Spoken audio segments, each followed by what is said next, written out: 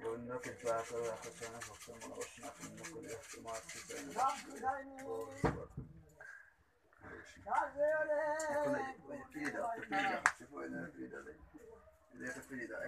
করে আসতে হবে